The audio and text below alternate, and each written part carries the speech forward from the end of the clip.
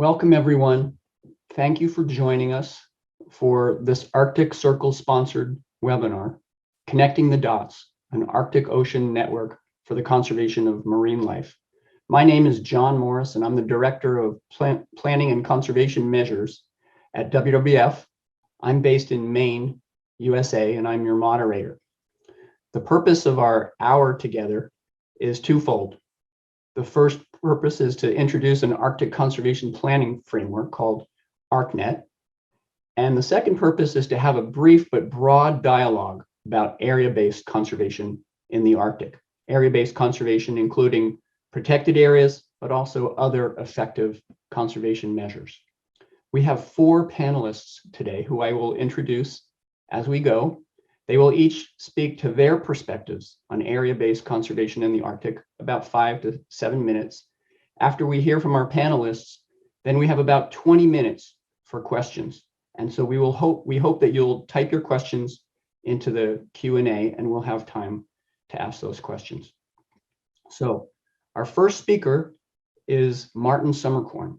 He is the head of conservation for WWF's Global Arctic Program, and he is the co-lead for the WWF ArcNet initiative. Go ahead, Martin. Thank you, John, and welcome everybody also from me. I'm going to share screen here. I want to talk about an innovative approach to ocean conservation that WWF Arctic Programme is presenting, ArcNet, an Arctic Ocean network of priority areas for conservation. As many of you will be aware, the Arctic Ocean is one of the fastest changing places on our planet, and its hitherto widely intact ecosystems are under increasing pressure from the combined impacts of climate change and mounting industrial activities. Implementing measures that strengthen the resilience of Arctic biodiversity, and with it, the associated marine-based livelihoods, cultures, and adaptation options of Arctic indigenous peoples and local communities is urgently needed. Yet, the establishment of areas that are managed specifically for protection and conservation is lagging behind. Why is that so? Well, ongoing issues of inclusiveness, cooperation, participation, and transparency of area-based conservation processes delay progress, as does, in our view, a lack of clarity on how network design and conservation measures themselves contribute to food security, adaptation options, and the health and resilience of peoples in the Arctic and beyond, and how they can be effective considering the anticipated changes. ArcNet makes an important, innovative, and scalable contribution to overcoming some of these impediments and to building a network across the Arctic. So today, I present to you all some of these contributions and invite our session here to explore how people across the Arctic can engage to accelerate the conservation of marine life, while also addressing issues that are important for them and their communities. So what have we done so far? We have identified a network of areas for marine conservation across the entire Arctic Ocean, a network that considers and prioritizes the needs of marine life and the important functions of the region's unique and connected ecosystems. The network is built on the criteria for a pan-Arctic network of places and features specifically managed for the conservation and protection of the Arctic marine environment that was set forth by the Arctic Council in 2015. But in light of slow follow-up action, WWF designed ArcNet to move the debate on area-based conservation to a next level, a level that we think is suited to spur inclusive cooperation for implementation. ArcNet is a team effort over many years of people within and outside WWF.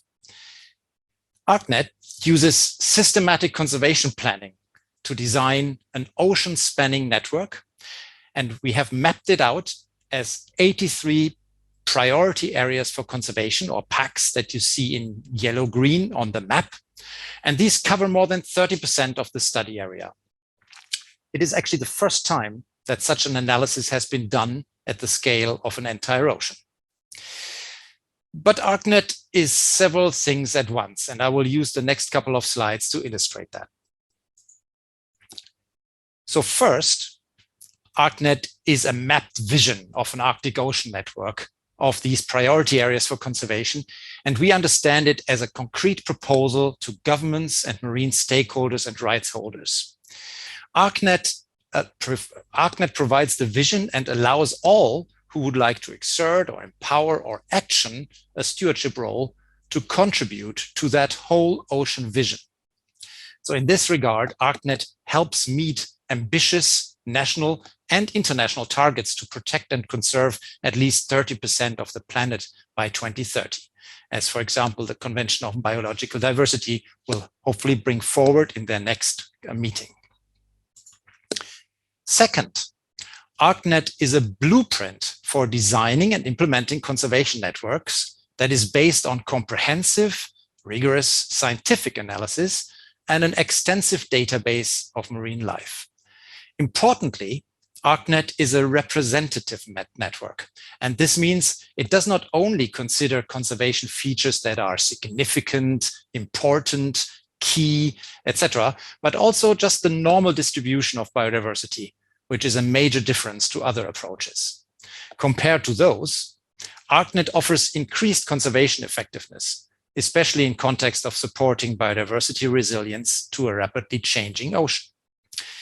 ArcNet does not only consider individual conservation features, but also, as the little diagram shows, many of their interactions in time and space. Equally important, the over 30% of area coverage of ArcNet is an outcome, meaning not a target set for the analysis. It's an outcome of the analysis.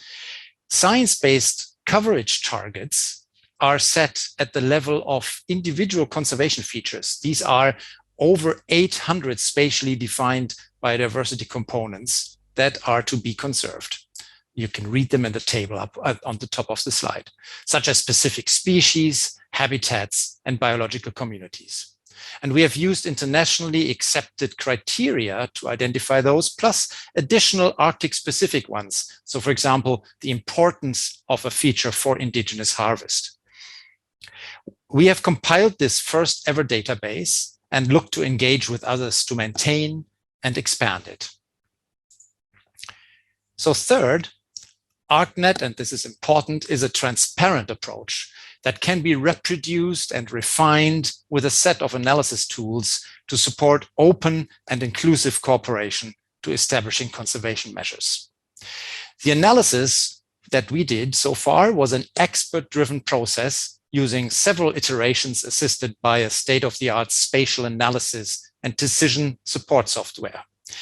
But the experts coming from across the Arctic countries are now familiar with this approach and can assist with establishing ArcNet and linking smaller scale national, regional initiatives to it.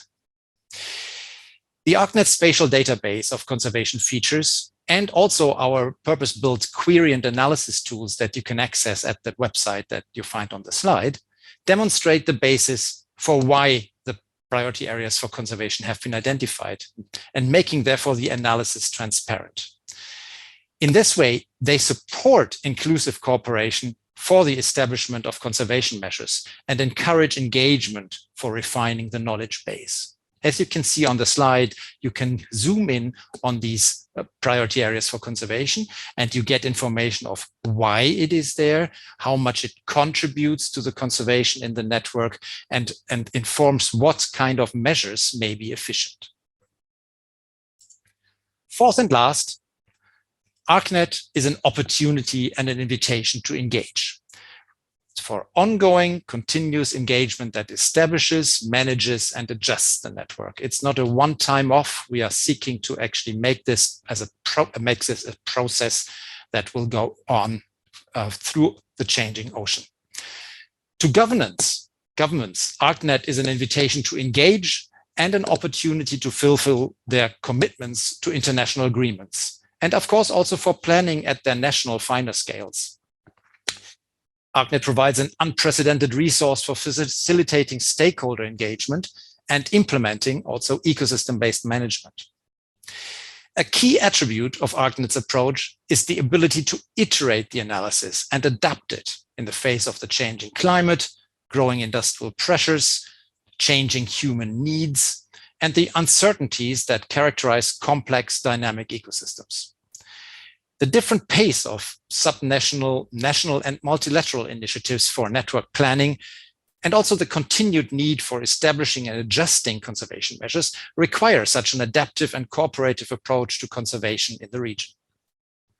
ArcNet is an invitation for ongoing collaboration, promoting inclusive and, where needed, also innovative conservation, and it offers the tools and the transparency to engage.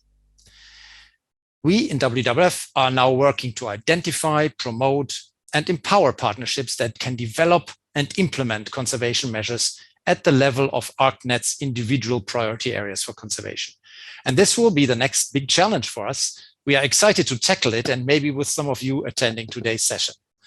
If you want to get in touch, you'll find us at the Arctic Programme with contacts across the Arctic countries. So please don't hesitate to get in touch. Thank you for listening. Thank you very much, Martin. And again, I encourage everyone to type their questions into the Q&A down below, and we'll get to those questions at the end after the panelists have spoken. Our next panelist is Lauren Devine, Director for the Ecosystem Conservation Office for the Aleut community of St. Paul Island, a federally recognized tribe in the Pribilof Islands of Alaska. She holds a unique position with the tribal government, where she has the opportunity to span the boundaries across Western sciences, local and traditional knowledges, tribal, federal, and state management, and stakeholder engagement through community-based and citizen science programs. Lauren, you have the floor. Thank you. Kila echemna, kam agalam echemna. Good morning, good day. My name is Lauren Devine. I work for the Aleut community of St. Paul Island. And maybe more importantly, I'm a member of our global community, because we are a global community. And the process of conserving meaningful areas of ocean is a never-ending one. In light of global climate change, it's certainly one that has some sense of urgency. And across the Arctic, political ability and will are vastly different. And the overarching question we're thinking of here is how to be effective at connecting area-based marine conservation measures to meet ambitious and impactful goals. And first and foremost, I want to say one size does not fit all. We have to approach solutions in a spirit of partnership. Martin spoke to the scientific basis and analyses that identify many priority areas of conservation. But we also need other types of knowledge and information to consider the importance of these areas. And engaging that knowledge and information is an exercise that takes time and significant relationship building. We're not starting from nothing. There are many opportunities to build and expand upon existing relationships. And we can build those relationships in the collective spirit of partnership. Because time is of the essence, I think it is very important to listen. We must now be listening to the Indigenous people, communities, and organizations, and advocating for Indigenous leadership in these efforts. To someone outside the Arctic, it's kind of easy to think about this area as void of people, containing only wildlife that need our help to survive and thrive in this day of climate change. But the Arctic is home to many people who have long lived in reciprocity with the lands and waters and have thrived from Arctic resources while ensuring those resources are sustainably used. Now that climate change is impacting our global community, we see very dramatic effects in the Arctic. Indigenous peoples, unfortunately, are often excluded or ignored in conversations and efforts for area-based conservation. But as a global community, we must be advocating fiercely for the fact that culture has a place. Every person and every place has a story. It's through the practice of storytelling that stewardship has been passed on for generation after generation. Symbology and the practices of ceremony, sailing, wayfinding, navigating, hunting. These activities and everything that has taken place in the Arctic in these lands and waters for millennia create relationships with the ecosystem. But it's not until we can all become fierce advocates for Indigenous-led, area-based marine conservation that we will realize real and meaningful goals that span the Arctic. This means listening, learning, and being led by Indigenous values, whether we are Indigenous or not. Indigenous values and worldviews present creative, innovative, and timely solutions that are going to stand the test of time. And it's our individual responsibility as a global citizen to learn and let these values resonate with us, to reach out and actively engage with the original Arctic stewards, and together take steps forward to encourage marine conservation solutions that are guided by Indigenous principles, values, and leadership. I think most importantly, we can offer an invitation, but we can also actively reach out in that spirit of partnership to engage those people that are most often left out of the conversation, and do what we can to learn the resources, capacities, needs, and concerns of those people occupying the areas that we have identified up to this point as being priority areas of concern, and really in that way take steps forward together to start to create this patchwork quilt of areas that have the types of protections needed and uses continuing that are sustainable and are really reflective of a long-term conservation goal in view. And with that, I will say Kagalaku, thank you so much for time, and I'm very excited to hear our other panelists and to take some questions. Fantastic. Thank you very much, Lauren. Again, please type your questions into the Q&A and we'll take them at the end. Our next speaker is Bonnie Agark, Senior Executive Director for the Fox Basin Kivalliq North Sapojit Society, who was born and raised in Chesterfield Inlet, Nunavut, Canada, where he has lived his whole life, raised amongst and hunting with elders. Barney has worked hard to protect his community's land and waters from the impacts of increased shipping on marine mammals. Please go ahead, Barney. Thank you. Yeah, I lived here my whole life and been with the wildlife department for over 20 years, and we've seen increased shipping in our community since 2011, and we've been fighting hard to protect our marine life, our marine mammals. I've worked closely with WWF to bring out an article, Solutions Exist for Chesterfield Inlet Marine Life Concerns. So we've also been noticing the climate change happening very quickly in our area. Normally, we are able to cross our inlet in the end of November, but we haven't been able to pass until the mid-January. So delay of ice freeze up is very noticeable. We've been trying to learn to understand how much impact our marine life has due to the increased shipping. We live right at the mouth of the inlet heading up to Baker Lake and the west coast of Hudson's Bay in Nunavut. We could see ships almost daily passing through our community, heading up to the gold mine, and there's ships that are too big that can't go up the inlet, anchored near the community of Chesterfield Inlet for over 2 weeks at a time. And we believe it's having a negative impact on our marine mammals. We've been raising this concern for many years now with elders. So I've been working closely with the team from the University of Manitoba to learn more about noise pollution within our inlet. And also, we have a huge concern of possible oil spill because the inlet is so narrow and shallow. Up to now, none of our community members have been taught on any oil spill response.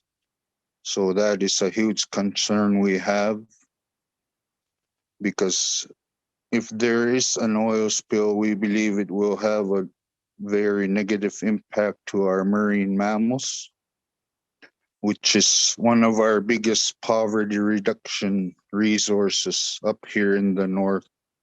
With the cost of living so high, we try to maintain and make sure that our waters are kept clean, our shores are kept clean, so that our marine mammals can have a healthy population for a long time.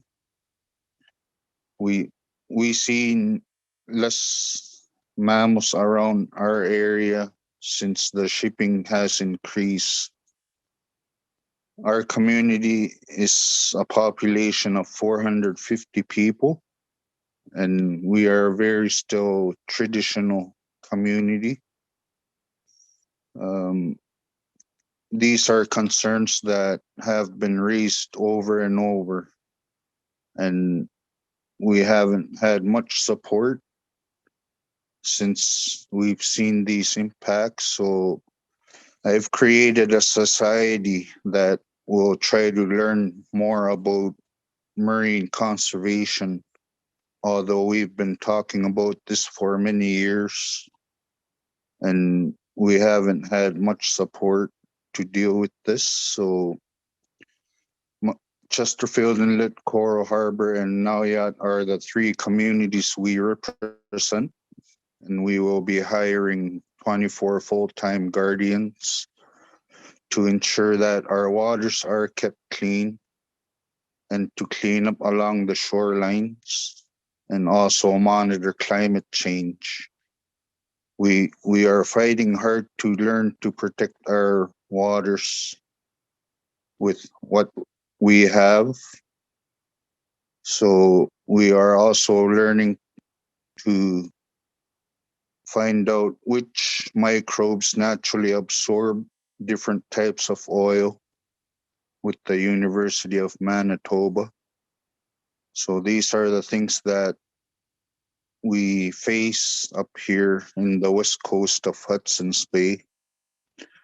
And I'm hoping that in the near future, we will have enough funding to expand with the proposed marine protected area on Southampton Island.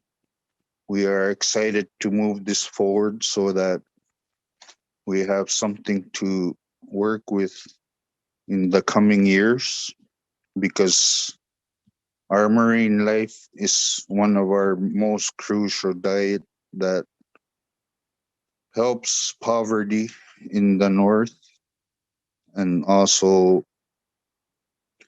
it's what we grew up with. Our ancestors thrived from it, and this is what we want our great grandchildren to see too when they grow up. So let's keep our waters clean, our land clean, and let's work together to make a better environment. Thank you. Thank you so much for sharing your perspective, Barney. All right, our last panelist is Lauren Winsel, Director of the U.S. National Marine Protected Area Center, who focuses on connecting and strengthening the nation's diverse marine and coastal protected areas programs through capacity building, information and tools, and communication and engaging stakeholders. Lauren?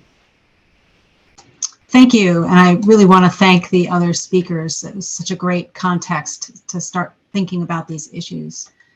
As John said, I'm with NOAA, with the Marine Protected Area Center, and I also serve on the Arctic Council's Marine Protected Area Expert Group under the Protection of the Arctic Marine Environment Subcommittee, or PAIN. And so I wanted to start by sharing some of the recent and ongoing work by PAIN on MPAs that provides that broader Arctic Council perspective. In 2015, PAIN published the framework for a pan-Arctic network of MPAs. And this document brought together the Arctic states and the permanent participants, or the indigenous participants, in a common vision for a pan-Arctic network, focusing on a comprehensive, representative, resilient and effective network of MPAs. And over the coming 2 years, PAIM is going to update this framework. And this gives us a chance to revisit it in the context of some recent developments in the world of MPAs. And I'm happy to say that many of these ideas were included in the 2015 framework, but have really now moved front and center in the global dialogue. And first, we now have a growing global consensus that the current marine protected area target of 10% coverage is not enough. And Martin alluded to this in his comments, that we have negotiations going on in the Convention for Biological Diversity, and countries are expected to agree, and many have already pledged to protect or conserve 30% of the global area on land and sea. And the Arctic is further behind in coverage than many other regions, with less than 5% of the ocean area in MPAs. Second, we're increasingly recognizing that we can't just focus on the number of spatial coverage. We need to focus on delivering conservation outcomes through effective networks. And that requires a lot of different components. Planning based on the best available science and indigenous knowledge, equitable and transparent governance, metrics and monitoring that allow us to track progress, and sufficient resources to implement these. So we're also increasingly recognizing new tools that can operate together with MPA networks to deliver conservation benefits. The first are called Other Effective Conservation Measures, or OECMs, which are areas that are not MPAs, but generate ecosystem conservation benefits. And these can include areas like military closures or some fishery management areas. The other are indigenous protected and conserved areas. And we heard about this and how critical it is from two of our speakers. And they are really moving to the forefront as opportunities for both ecosystem and community resilience. And we're also recognizing that MPAs, like other conservation measures, are vital to our climate mitigation and adaptation efforts. And I should start by saying that while nature-based solutions are essential, they can't take the place of aggressive efforts to reduce greenhouse gas emissions from all sectors. But in terms of mitigation, many marine protected areas protect blue carbon habitats like salt marshes and kelp that sequester and store atmospheric carbon. And while we have more work to do to quantify the carbon benefits of healthy marine ecosystems, we know that the carbon stored in the bodies of whales, fish, algae, and in marine sediments is a very important climate strategy. MPAs are also essential climate adaptation tools. They serve as places to bring people together to focus on restoration, science, and education. And they also help protect species and habitats from non-climate threats, like habitat destruction, pollution, or sound pollution, thereby helping sustain more resilient marine life. And MPAs can also be important for coastal protection when you have vegetation, rocky reefs, or other habitats buffering the shoreline from intense coastal storms. And we're seeing more of that in the Arctic. But since implementation of the Pan-Arctic Network relies on the individual and collective efforts of Arctic nations, I also wanted to talk a little bit about the recent context in the United States. In January 2021, President Biden issued an executive order called Tackling the Climate Crisis at Home and Abroad. And it outlined many actions, including a commitment to conserve 30% of the nation's lands and waters by 2030. And this initiative is called America the Beautiful. And it focuses on a locally led voluntary approach to protect biodiversity, build climate resilience, and provide equitable access to nature and its benefits. And as part of America the Beautiful, the US has identified some principles, including respecting tribal rights and sovereignty. And again, highlighting that as an opportunity to really make some gains for both communities and conservation.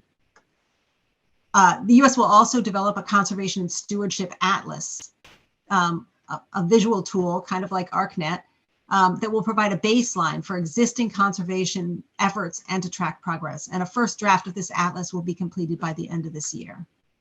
So we will be thinking a lot about spatial connections between different types of protected and managed areas, which is exactly what ArcNet was designed to do. So I just wanted to close by highlighting a couple of examples where I think ArcNet could help support a dialogue in the US. First, we know we need to do more to design networks of marine protected areas and other area-based measures to conserve biodiversity and sustain local communities. And this means better understanding the connections between different types of areas and the benefits that they provide. And one example of this is the North Pacific Fishery Management Council and NOAA, who established the Arctic Management Area off the north slope of Alaska, which is closed to nearly all commercial fishing, so that any impacts can be better understood before large-scale fishing takes place. And we also have an important opportunity to work with Indigenous communities to support their conservation and sustainable development goals. And this will mean testing new governance arrangements, including co-management. I know this is something that is being done in other parts of the Arctic. It's still a little bit new in terms of place-based management in the US. And we're starting to see increased interest from Indigenous communities in the idea of co-management and wanting more of a voice in their future and being part of that global community that Lauren talked about in advocating for a more sustainable future. So I'm really excited to be part of this dialogue and look forward to the discussion. Thank you. Thank you very much, Lauren. Okay, we've heard from 4 panelists with very unique perspectives. Please type your questions into the Q&A. The first question I'd like to relay, I think applies to everyone. So we'll have everyone answer this, maybe in reverse order. So the question is, from your perspective, what do you feel that you need for engagement with area-based conservation? So again, from your own unique perspective, what are the things that you need to be able to think about and engage on area-based conservation? So again, if we could go in reverse order, starting with Lauren Winsel. Wow, what a great question. So many things that we need, but I think one is a tool to engage communities as active participants in the conversation. We can't have this be a top-down exercise for it to be meaningful. It needs to be a collaborative exercise where we have different kinds of knowledge being brought to the table, local communities, conservation experts, people who can share their values and their perspectives and come up with joint solutions to really make these solutions work. Thank you. Barney, same question. Yeah, thank you for the question. I believe if we work closer together between Western science and IQ, Inuit Kaimayatokangit, the knowledge of the Inuit, I believe we could learn a lot together and have a better understanding. Although our ancestors raised us to be conservative, to catch only what we need. This is what us Inuit go by. I think a lot of the concerns we have, we aren't financially supported to be able to share the knowledge we have up in the north. We've been living here for centuries, and this is where we grew up. Nunavut, meaning our land. That's what we thrive by, is the mammals we have. And the cost of living is so high up here that we need this. We need to be able to provide for our families up here. But economy, we also need. This is where the mining companies come in.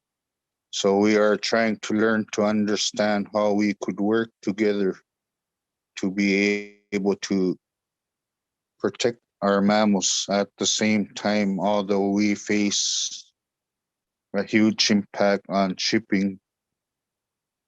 How can we work together? Up to now, we've tried to learn how to minimize the noise of the ships and minimize the anchorage in our areas.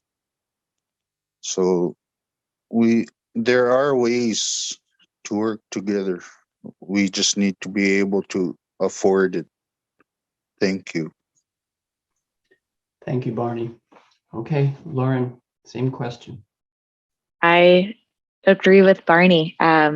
Capacity and resources to Indigenous organizations. We have to have the room, space, and the means to engage. And that means being able to convene and have the conversations and share the tools, the resources, the maps that have been created, the toolkits, and the ways that we create maps with layers and data sets and information. Those things are not available in our communities right now. What we do have is what Barney spoke of, the values, the ways that ancestors taught conservation that have been applied. And that was a perfect example of Barney, you said we are learning how to minimize shipping traffic noise. That is Indigenous peoples learning from the impacts that are extractive or new impacts to the environment are creating the need to adapt and mitigate. But it's we don't have Indigenous organizations don't have the capacity and resources to share and convene and present the tools that have long been implemented that are lost or are not recognized now. And so it's such a huge need for being able to engage in conservation, is that our Indigenous communities and organizations need to have the capacity and resources directed towards them to be able to engage. Okay, thank you very much, Lauren. All right, Morton, same question, and maybe you could answer it with respect to ArcNet and how one can engage with ArcNet. Sure. I want to actually echo lots of what has been said, so I spare that. I think it is crucial, actually, that that enough people and initiatives form that can break down the barriers and find the common ground that is necessary to actually discuss the Arctic ways of doing area-based conservation.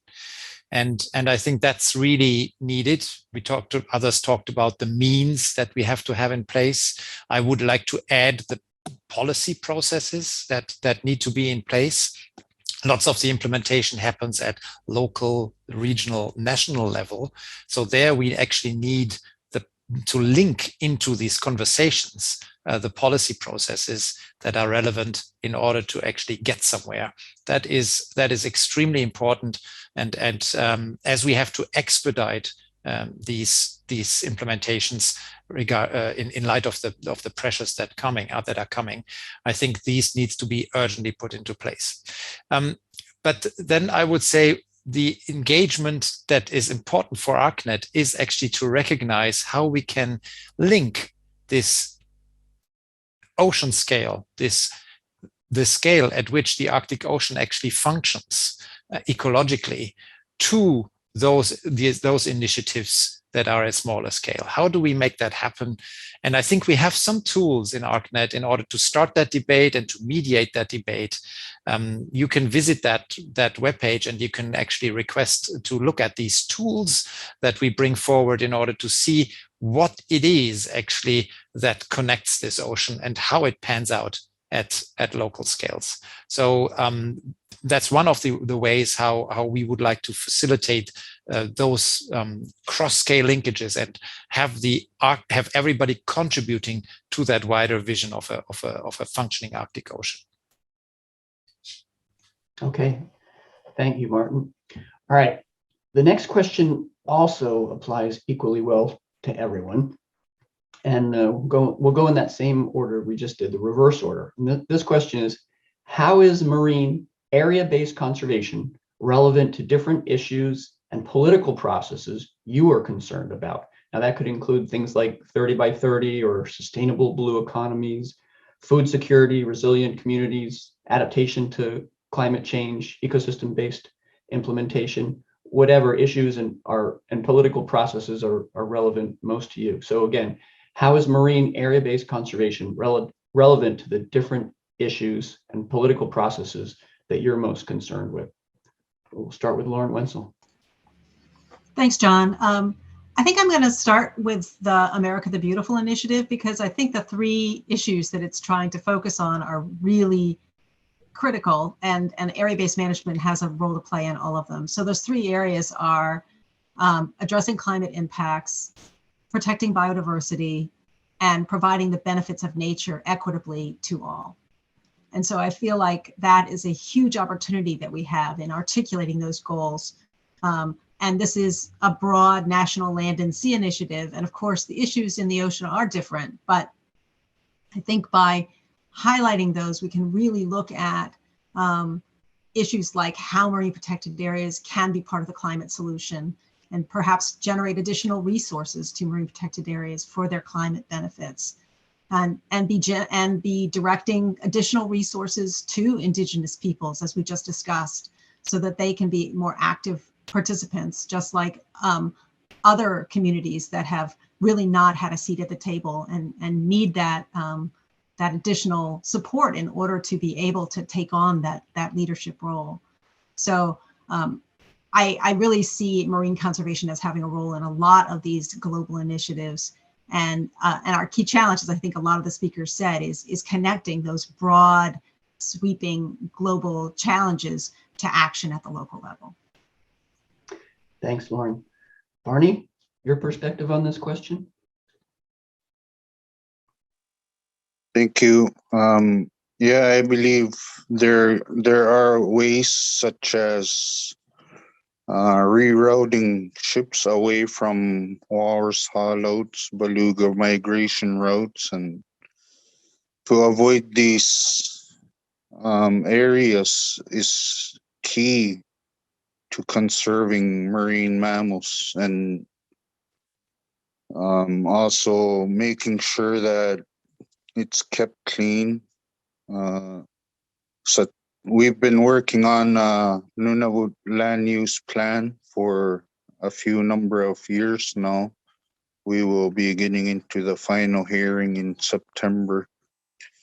One of the things that I've pushed hard for was to prevent the grandfather claw of a marine life, of a mine life, because what that meant to me was taking away the Inuit voices during the life of a mine, which I wouldn't allow, because from the beginning of the mine to the end of the mine, we would have lost our say, and that's something that I wasn't going to accept, especially when we face impact on shipping, because our community is right in between two gold mines, and that we see over 60 ships each season.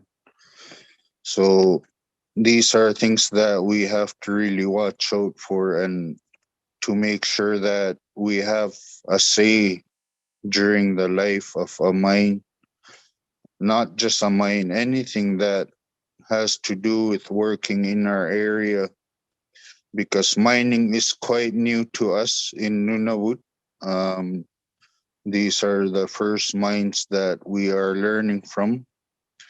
We were not even sure how to negotiate the Inuit impact benefit agreements until the first one was set. So it's a learning process for us. We are quite behind.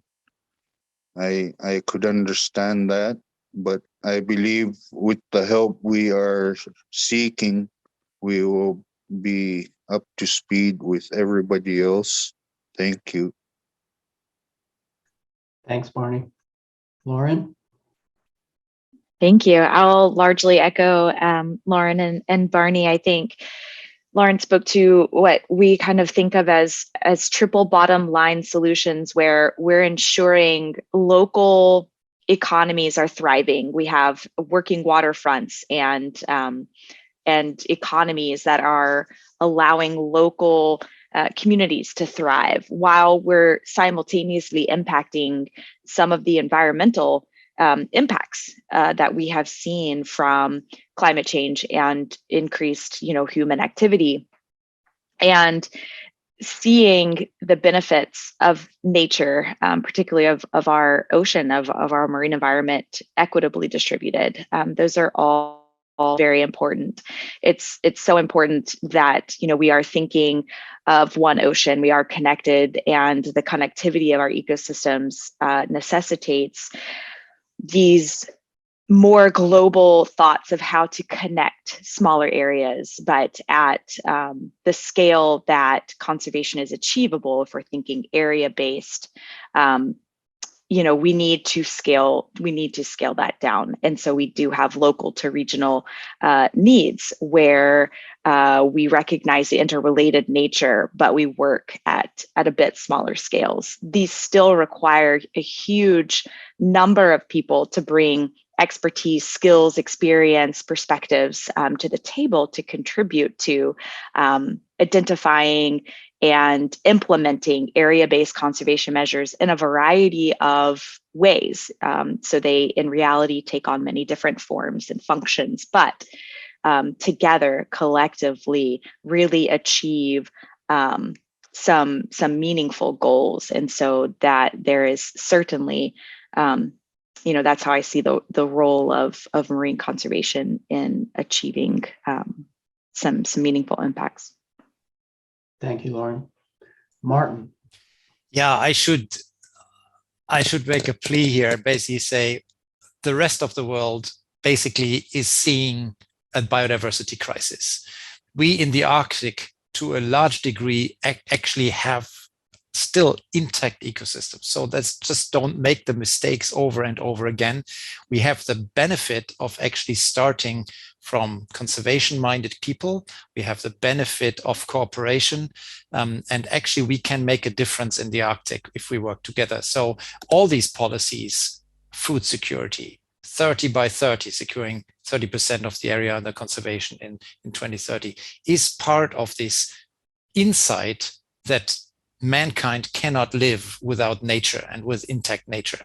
So to me, that is actually the big comfort that these policy relevant themes are debated elsewhere, but we should also not allow ourselves to lag behind in the Arctic. And some of that lagging behind actually comes from ourselves. It comes from conservation, not having all the answers yet, from not having all the knowledge that we think we need in order to take action, specifically in the light of a vast region that is sparsely populated, where we have people living that know a lot about the area, but where we also have disruptions coming from climate change. So how do we respond to that? So I will put it back into our court as well as a policy arena.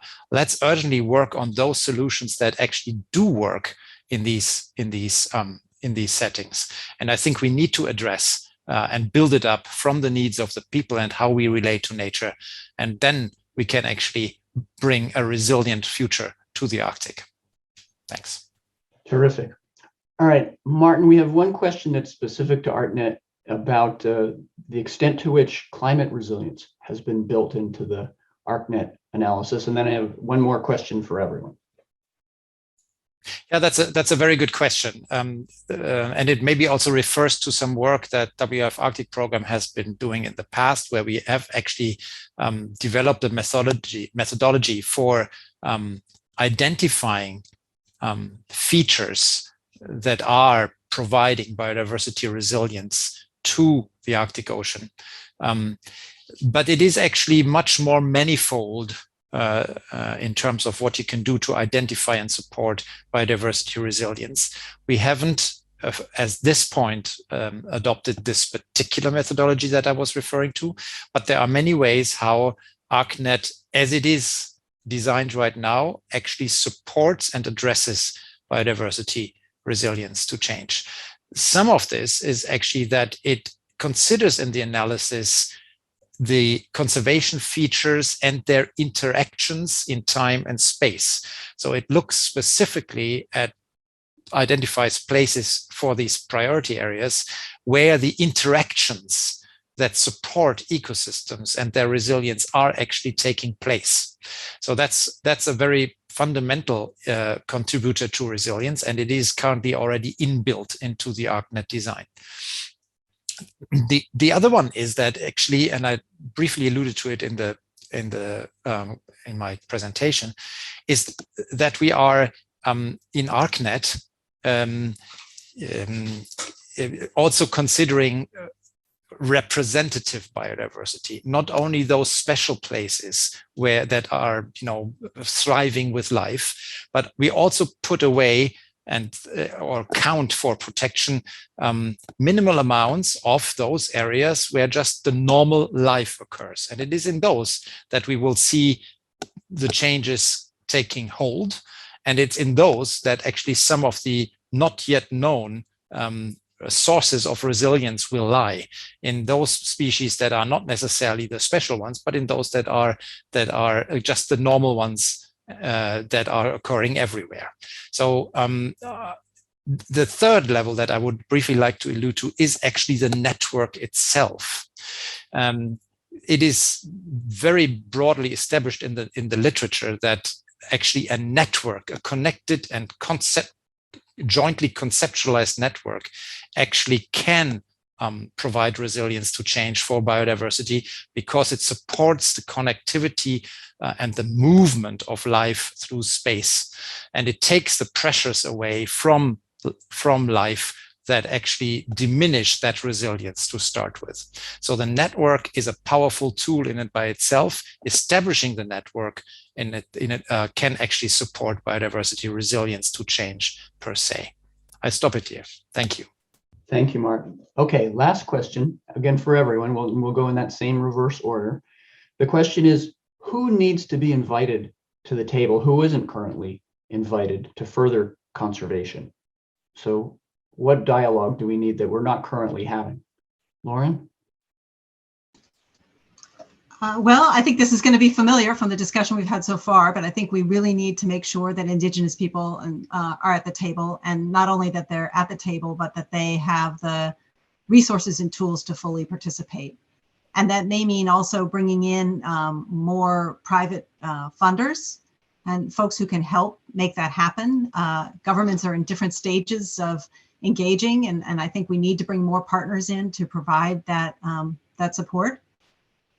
And then I would also say that we need to be also thinking not only about the Arctic we have now, but the Arctic that we're going to be having in 20, 30, 50 years. And so bringing in the people who can help us understand what the future holds and to be able to plan for that. Terrific. Barney? Thank you. Yep. I agree with Lauren. I think the people that have more technology and financial support that could help us would be very beneficial. Our elders, I think they have a lot of knowledge, although they don't speak English. We do provide translation, and the knowledge they have is amazing.